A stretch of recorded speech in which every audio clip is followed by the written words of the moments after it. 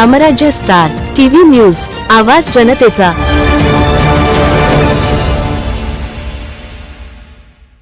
नमस्कार, आपण पाहत आहात रामराज्य स्टार टीव्ही न्यूज।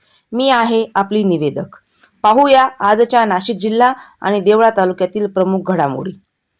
नाशिकमधील राजकीय घडामोडींना वेग आला असून शिवसेना पक्षाच्या नगरसेवकांनी मुंबईत पक्षप्रमुख उद्धव ठाकरे यांची भेट घेऊन पक्षाशी एकनिष्ठ राहण्याचा निर्धार व्यक्त केला आहे।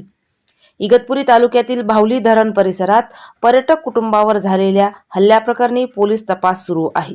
आरोपींना घटनास्थळी नेऊन गुन्ह्याची पुनर्रचना करण्यात आली असून पुढील चौकशी सुरू करण्यात आली आहे।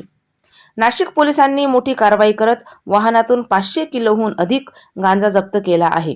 या प्रकरणी एका व्यक्तीला अटक करण्यात आली असून तपास सुरू आहे।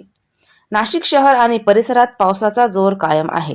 प्रशासनाने संवेदनशील भागांमध्ये सतर्क राहण्याचे आवाहन केले असून नागरिकांनी अनावश्यक प्रवास टाळावा असे सांगण्यात आले आहे। देवळा तालुका अपडेट। आज सकाळपर्यंत देवळा तालुक्यात कोणतीही मोठी अधिकृत घटना समोर आलेली नाही। नवीन घडामोडी उपलब्ध होताच त्या सर्वप्रथम रामराज्य स्टार टीव्ही न्यूजवर पाहायला मिळतील।